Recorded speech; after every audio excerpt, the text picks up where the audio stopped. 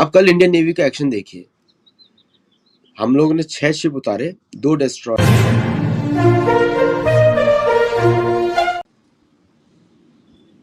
नमस्कार, मैं हूं मनविंदर। आप सभी राष्ट्रवादियों का एमबीएन नेटवर्क में एक बार फिर से बहुत बहुत स्वागत है। ईरान युद्ध विराम का जो समय सीमा है वो खत्म हो चुकी है, लेकिन असली सस्पेंस डोनाल्ड ट्रंप के बयानों में छिपा हुआ है। ट्रंप कभी सख्त कार्रवाई की बात करते हैं तो कभी डील की तरफ इशारा करते हैं। क्या ये उनकी सोची समझी रणनीति है या दुनिया को वो भ्रमित करने का उनका ये एक स्टाइल है? तो आज आदित्य सत्संगी जी के साथ हम ट्रंप के जो बदलते बयान हैं उसके पीछे जो जियोपॉलिटिकल माइंड गेम है उसको डिकोड करेंगे।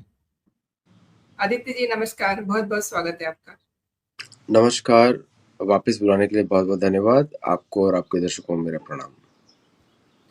आदित्य जी, ट्रंप अक्सर सोशल मीडिया पर और अपने जो मंच है वहां से अपने स्टैंड जो है बदलते हुए दिखाई देते हैं। तो क्या वो दुश्मन को कंफ्यूजन में रख करके जीतना चाहते हैं? वापस आपको एंग्लो सैक्सन का माइंडसेट समझना पड़ेगा। एंग्लो सैक्सन आज तक कोई युद्ध जीते नहीं है, कोई भी नहीं। ओके, ये आपस में जीते हैं। इनके युद्ध होते हैं 15 लोग से भिड़ गए, कत्लेआम कर दिया, ये इनका युद्ध होते हैं। कोई बड़े युद्ध नहीं होते। कन्फेडरेसी के सारे युद्ध जो सिविल वॉर के युद्ध हैं सारे छोटे छोटे युद्ध हैं। 100 वर्सेस 200, 50 वर्सेस 100 ऐसे चलते हैं। और नेटिव अमेरिकन के विरुद्ध ये झुंड में अटैक करते हैं। ये भेड़िए होते हैं ना, ऐसे अटैक करते हैं। अभी फ्रांस और स्पेन, इटली, इनकी फोर्सेस इनको मदद कर रही है। फिर भी ये चिल्ला रहे हैं कि नेटो से कोई हेल्प नहीं है। ठीक है, देखिए, और सैक्सन्स और एंग्लो सैक्सन्स कभी भी एक दूसरे पर ट्रस्ट नहीं करते। एंग्लो सैक्सन एक अलग ही प्रजाति है, जैसे पाकिस्तान एक अलग ही प्रजाति है, वो मनुष्य ही नहीं है, आप ऐसे समझिए। तो ये जो पूरा जो वॉर स्ट्रेटेजी है जिसपे अमेरिका घुसा था यूनिलैटरली, इसमें इसको कोई यूरोपियन सपोर्ट नहीं मिलेगा, क्योंकि ये सारा पैसा नोच के अमेरिका लेके आने वाला है। सो एवरीबडी नोज देयर नियत, तो इसको कोई सपोर्ट नहीं मिलेगा। अरबी देश बेवकूफ है जो कोऑपरेट कर रहे हैं। मतलब देखा जाए तो उनके पास वैसे भी अरबी आपको मालूम है कैसे होते हैं। अगर कोई पाकिस्तानियों को अपॉइंट करे सिक्योरिटी के लिए, ऐसा मतलब हो गया कि giving your wallet to a pickpocket. ये अमेरिकन ने बोला है कि आपने अपना बटुआ जो है किसी चोर को ही दे दिया है, ऐसा ही है। तो ये जो पूरा जो एपिसोड है, इसमें अकेले युद्ध करने की हिम्मत अमेरिका की नहीं है। आपने देखा कि पहले जैसे उनको सेटबैक मिला, अब वो सोच रहे हैं और इतनी बड़ी फोर्स इकट्ठी कर ली है। C-17 उड़ रहे हैं दिन रात पिछले 7 दिनों से, जब से सीजफायर हुआ है, और बहुत ही बड़ा भयंकर अटैक करने वाले हैं ईरान पे। एट द सेम टाइम वो बातचीत भी करना चाहते हैं। मतलब इतना सारा फोर्स इकट्ठा करने के बाद भी श्योरिटी नहीं है कि बच पाएंगे, और चाहते हैं कि सारी नेटो की फोर्सेस भी आए। तो मैंने आपको पहले ही बताया था कि there is no will to fight. अगर होती तो अभी तक आक्रमण कर चुके होते। ना इजराइल के पास दम है, ना अमेरिका के पास दम है। पहली बार इजराइल को पता लगा कि भाई हमको बोल तो दिया, अब आगे चलो, हम आपके पीछे हैं, लेकिन तो मैंने मुड़ के देखा कोई था ही नहीं। ये हालत है इस समय। तो despite having such a big force and material assembled, there is no will to fight. और यहाँ तक कि न्यूक्लियर कोड्स भी एक्टिवेट करे जा चुके हैं। तो ईरान और साउथ और आपका नॉर्थ कोरिया, चाइना और Russia, they will not leave America. और शायद अमेरिका पर भी आक्रमण हो, ऐसा मुझे लगता है। I may be wrong, I should be wrong, लेकिन ऐसा मुझे लगता है। क्योंकि ये पानी जो है ना, बोलते हैं ना कि once the water flows under the bridge is gone. तो ये वाटर चला गया पानी के नीचे से, ब्रिज के नीचे से। अभी किसी में हिम्मत नहीं लड़ने की। आप कल इंडियन नेवी का एक्शन देखिए। हम लोगों ने 6 शिप उतारे, 2 destroyer, 1 destroyer, 2 frigate, 1 support vehicle और 1 और सपोर्टिंग व्हीकल जिसका नाम नहीं डिस्क्लोज किया गया। 11 शिप निकाल के ले आए हम लोग। अभी 14 शिप अटके हुए हैं, हम उसको भी ले आएंगे अगले हफ्ते तक। और it was A armed escort, ऐसा नहीं था कि ये IRGC ने ठंडा टाइम दिया। भारत ने बोला देखिए पूरा जमावड़ा इकट्ठा किया, इन शिप्स को आप आने दीजिए, इनके पास परमिशन है, आपने दिया है, आगे ऐसे काम हो जाता है। अब यहाँ पे एक काम, अब अमेरिका का मानसिकता है मैं भी नहीं लूंगा, किसी को लेने भी नहीं दूंगा, ये तो चलने वाला नहीं है। Chinese warships are also there to recover their planes ship, लेकिन उनकी हिम्मत नहीं हो रही है। ईरान ने तो उनको भी रोक दिया, लेकिन इंडियन नेवी को उन्होंने जाने दिया बिकॉज द फोर्स वाज बहुत ज्यादा इंडियन ने असेंबल किया वहां पे। आप सोचिए 32 कितना 45 ब्राह्मोस, फिर ऑलमोस्ट 100 बराकेट, उसके बाद एंटी सबमरीन वॉरफेयर, वो सब इकट्ठा करके भारत छीन के लिया। अमेरिका के पास इसकी 10 गुना ज्यादा फोर्स है वहां पे। वैसे by the way Indian Ocean में Indian Navy is the boss. तो लेकिन फिर भी आप बता दूं आपको, ओशन बहुत बड़ा होता है। 300 ship in Indian ocean is nothing, 400 ship is nothing. तिनके के जैसा दिखता है हवा से, तिनके जैसे हो गए 203 के तिनके इकट्ठे पड़े। तो अमेरिकन फोर्स प्रोजेक्शन वो पेपर पे बहुत बड़ा है, लेकिन अगर दम होगी तभी तो लड़ेंगे। तो इसलिए ये मुझे सीज फायर की तरफ ही दिख रहा है, because America desperately wants a deal. देखिए क्या होता है ना, क्षत्रिय लोग डील नहीं करते, क्षत्रिय लोग युद्ध करते हैं, वैश्य लोग डील करते हैं, और ये तो वैश्य भी नहीं, तो राक्षस है। ये कौन सा डील करने वाले, इनको तो लोचना है, लूटना है, खसोटना है, मुफ्त का चाहिए तेल। दे वांट मुफ्त का तेल। बिलीव मी, अगर ईरान अपने आप को डिफेंड नहीं कर पाता होता, आज अमेरिका उसके सारे तेल पे कब्जा करता, वेनेजुएला वाली हालत करता। और वेनेजुएला के लोग सेक्शन है, कॉलोनाइज्ड है, उनको हरा के इनको बड़ी खुशी होती है, क्योंकि उनके पास शस्त्र नहीं है कुछ भी। लेकिन ईरान में they still have some pride, तो उन्होंने डिफेंड किया अपनी लैंड को। मतलब अच्छा, इन लोगों को वो भी देश पे अच्छा नहीं लगता जो अपना को डिफेंड करे। They don't like anybody defending, मतलब दे अज्यूम उनको लूटने का अधिकार है। जैसे वो अमेरिका को बैठे हुए हैं, अमेरिका को तो नेटिव अमेरिकन बोलते हैं गेट आउट, इन लोगों को बोलते हैं, डेली बोलते हैं, डेली हर आप देखिए डेली अभी बोल रहे हैं, एक प्रोटेस्ट चल रहा होगा कहीं ना कहीं। सो बेशरम लोग हैं, आप इनसे हम इनसे वो अपेक्षा नहीं कर सकते जो हम वैल्यूज की बात करते हैं, धन की अपेक्षा नहीं कर सकते। इसलिए भारत को और किसी भी देश को कोई भी इन पे ट्रस्ट नहीं, इनके तो खुद ही लोग इनको ट्रस्ट नहीं करते, फॉरगेट अबाउट अदर पीपल। तो अच्छा हुआ इन्होंने पाकिस्तान को दोस्त बनाया, ये दोनों एक जैसे लोग हैं। एंड देखिए ना, ट्रम्प कितने अनप्रिडिक्टेबल हैं। क्या ये इनकी आदत जो है, इनका मजाक नहीं बना रही? उसको समझ ही नहीं आ रहा पिछले हफ्ते में क्या बोला था। वो तो अगर हर दिन झूठ बोलेगा। अमेरिकन ने कैलकुलेट किया, he speaks 98 lies a day, इतना बोलते हैं वो। तो जब झूठ ही आपका ट्रूथ बन जाए, तो दुनिया तो बोलेगी कि आपसे हम कम बात करें तो अच्छा है। तो प्रधानमंत्री मोदी भी इनसे कौन सा फोन पे ज्यादा बात करते हैं। कुछ भारत के लिए अच्छा करते हैं तो भारत बोलते हैं my friend Modi, my friend Trump. कुछ नहीं करते हैं तो चुप रहते हैं।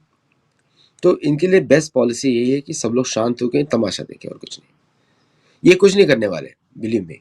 Iran is too strong right now, और नहीं करने वाले। और जो भी इन्होंने डैमेज किया वो सब बना रहे हैं ये लोग। अब देखिए कौन सा देश कैलकुलेट करता है कि मैं सिविलियन इंफ्रास्ट्रक्चर बर्बाद करूं। ये तो अगेंस्ट ऑल कन्वेंशन है ना। तो टेररिज्म कौन कर रहा है, ये क्वेश्चन है। एंड ईरान भी कुछ आदित्य कम नहीं जी, है, बाय द वे, ईरान कुछ कम नहीं है। Iran is itself a terrorist country. तो आदित्य जी, अगर ईरान बातचीत में हिस्सा ही नहीं ले रहा, तो फिर मतलब आगे आप क्या तस्वीर देख पा रहे हैं? फिर तो अब ऑब्वियसली युद्ध को कोई रोक नहीं सकता, क्या कहते हैं? वही तो मैं बोल रहा था, युद्ध की वो एपेटाइट नहीं है, दिख नहीं रहा। क्योंकि बॉडी बैग्स आप देख रहे हो ना, कल प्रेसिडेंट ट्रम्प ने 275 बॉडीज एक्सेप्ट करी हैं। ओके, इससे शेम आपको, हर बार कोई शरीर आएगा तो आपको तो कुछ तो लगेगा ना हृदय में कि मेरी बेवकूफी से लोग मर रहे हैं, इससे तो इनको मरना ही नहीं चाहिए था, है ना। तो और ये तो बहुत ही कम बॉडी बैग्स हैं, 6000 बॉडी बैग्स की बात हो रही है। ये तो शुरुआत हो गया, फर्स्ट लेवल। दूसरा लेवल तो अभी शुरू होने वाला है, तब और भी जाएंगी, 60,000 जाने वाली है। तो कहीं ना कहीं तो होगा ना दुख कि भाई मेरी वजह से इतने इनोसेंट लोग मर रहे हैं, और जबकि मेरे पास कोई युद्ध का कारण ही नहीं है। आपने ऑलरेडी ईरान को इतना गरीब बनाया हुआ था 47 ईयर्स से, so why this attack suddenly happened? और आपने कितने बच्चों को मारा वहां पे, कितना डिस्ट्रक्शन किया, तो दी एपेटाइट मुझे दिख नहीं रही कहीं पर। इसीलिए आपको लगता है अभी जैसे सब लोग जा रहे हैं गिड़गिड़ा गिड़गिड़ा के, बात कर लो बात कर लो। See when you have Pakistan as a mediator, तो वो आपको क्या सिखाएगा? भिकारिस्तान, भीख मांगना, ठीक है? भिकारिस्तान आपको भीख मांगना सिखाएगा। आज अमेरिका ट्रेनिंग ले रहा है पाकिस्तान से भीख मांगने की। चुल्लू पर पानी में डूब मरो। आप पाकिस्तान को पैसा भी दे रहे हो, गिड़गिड़ा भी रहे हो, ऑनर भी कर रहे हो, और साथ में आपको मालूम है कि सबसे बड़ा टेररिस्ट कंट्री है दुनिया का पाकिस्तान, और उसका दूसरा नंबर ईरान, और तीसरा खुद आप। Three top terrorist are discussing peace. तो सब देखेंगे ना मैं तेरी पॉकेट से क्या निकालूं। So what is going to be the outcome? कुछ नहीं होने वाला है यहाँ पे, बता रहा हूं मैं आपको, क्योंकि उसको मालूम है दोगले लोग हैं। सऊदी में भी आप फोर्सेस भेज रहे हो, कतर में भी फोर्सेस भेज रहे हो, क्या करोगे आप फोर्सेस भेज के? पिटोगे और पिटवाओगे। सब लोगों को मालूम है पाकिस्तानी आर्मी क्या कर सकती है। आप सो आदित्य जी पाकिस्तान की बात कर रहे हैं।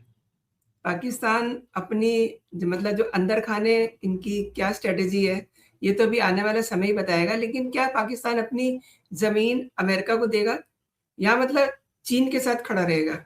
ये भी सवाल है ना। बातें तो बहुत हो रही हैं, बातचीत के अंदर वो सहयोग भी दे रहे हैं। कौन इंटेलिजेंट व्यक्ति अपनी बेटी को चीनियों को देगा? ठीक है, पाकिस्तानी अपनी बेटियों की शादी कराते हैं चीनियों से। देखिए क्या है कि पाकिस्तान का पहले से ही बिका हुआ है, ऐसा नहीं कि अभी नहीं है। Pakistan is sold since 1948। India can never forget. Sergio Gor को भारतीय सरकार को सिखाना चाहिए। सर्जियो गोर को 1948 से लेके 1971 तक आपने पाकिस्तान को पूरा आर्म किया भारत के विरुद्ध। ठीक है, अमरीकियों को लगता है अब सब भूल जाओ, पिछला सब भूल जाओ, आज से शुरू करो। ऐसा तो नहीं चलता है। लंबी मेमोरी होती है, डिप्लोमेटिक मेमोरीज और लॉन्ग मेमोरी। आप फैक्ट्स तो देखो। तो today India and Russia are having joint military deployment, relocation deployment in both the countries. तो आपको कुछ तो पता लगना चाहिए कि हम आप पे बिल्कुल ट्रस्ट नहीं करते। हम तो चाहते हैं कि to buy all American companies including Apple, और उनको भारत में लेकर आएंगे, नहीं तो अमेरिका में चलाएंगे।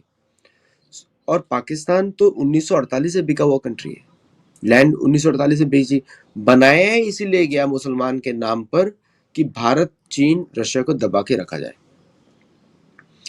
मेरे को ऐसा लगता है फ्यूचर में India, China and Russia will come closer together after China resolves a boundary dispute, जो कि हमको पहल करनी चाहिए।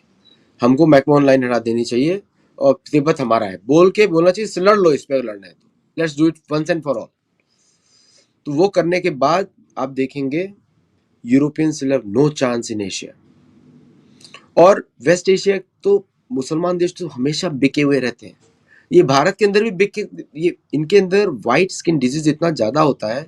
आप देखते हैं भारतीय मुसलमान जो मीडिया में काम करते हैं, सारे के सारे वेस्टर्न कंट्रीज को बिके हुए हैं। सो देयरफॉर पाकिस्तान से भी कुछ ज्यादा एक्सपेक्ट नहीं कर सकते, अमेरिका से भी कुछ एक्सपेक्ट नहीं कर सकते। और भारत तो साइड में खड़ा हुआ है, भाई हम तो चेयर लीडर्स हैं, साइड से देख रहे हैं सर, लड़ लो एक दूसरे से, लेट अस सी वो हु विंस। और बहुत ही अच्छा फॉरेन पॉलिसी है। हमको आउटकम बता देना बस, हमको तेल चाहिए, चाहे तू दे या तू दे, और हमारे प्राइस पे चाहिए। That's exactly we want. तो इसलिए अभी आप देखेंगे थोड़े दिनों में कि Bharat will have to create a policy. ये सिचुएशन डिमांड कर रही है।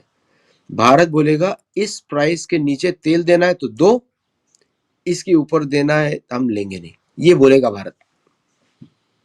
तब इन लोगों की अकल सही जगह पे आएगी। ये सारा खेल ही तेल का है। बताइए, तेल तेल के चक्कर में तेल अवीव का तेल निकाल दिया आपने। सही कह रहे हैं। और हम लोग कई बार बात कर चुके हैं हॉर्मुज पर। तो आपको नहीं लगता कि हॉर्मुज को अमेरिका और उसके जो सहयोगी देश हैं, वो एक तरह से टूल की तरह यूज कर रहे हैं? एग्जैक्टली वो टूल की तरह से यूज कर रहे हैं so that everybody buys from America. America के तेल में प्राइसेस अमेरिका में ही बढ़ रहे हैं, तो अमेरिका के पास तेल है ही नहीं। अमेरिका बेचेगा क्या? वो कैस्पियन सी से चुराता है, अमेरिका लेकर जाता है। वो एक्चुअली वो भी नहीं करता। वो क्या करता है, कैस्पियन सी से तेल उठाता है, सऊदी रिफाइनरीज में रिफाइन करता है और वहीं से बेचता है आपको। आपको अमेरिका जाने की जरूरत नहीं है। ईरान ने सऊदी अरेबिया के अंदर अटैक करके उनकी वो प्लान चौपट कर दिए। ये है चिड़।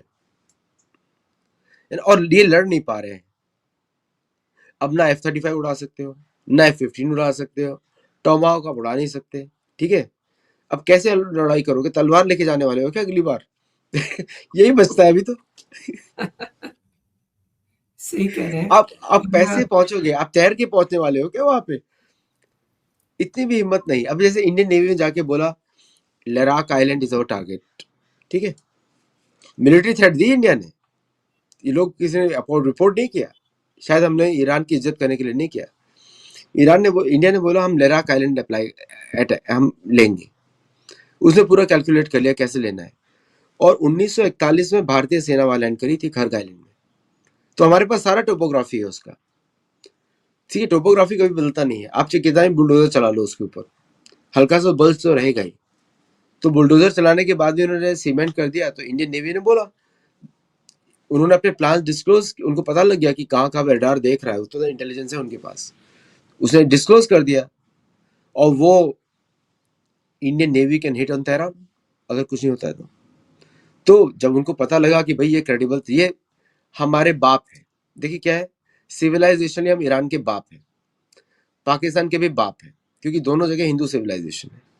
तो अपने बाप से बेटा तो नहीं लड़ेगा। बाप के पास टेक्निक्स अलग अलग होती है। तो उसको मालूम है हम गोरों से तो लड़ लेंगे बट नॉट विद आवर बाप। तो ईरानी नेवी ने बोला it was a misunderstanding, take your ships.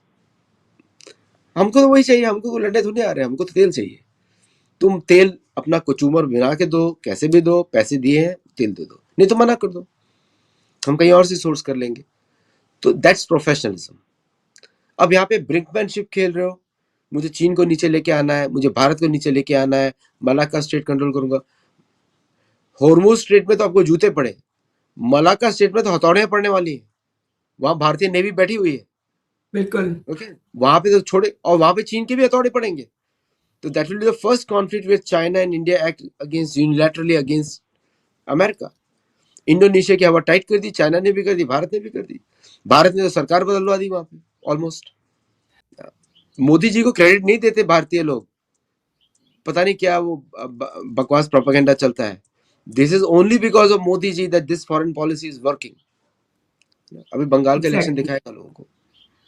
Exactly. Bengal के इलेक्शन से पता चल जाएगा। And very serious note, Aditya ji, ये जो बयानबाजी इनकी बदलती रहती है, इससे देखिए ना तेल की कीमतें और जो वैश्विक बाजार है उसमें कितनी इन्होंने उठा-पटक कर दी है।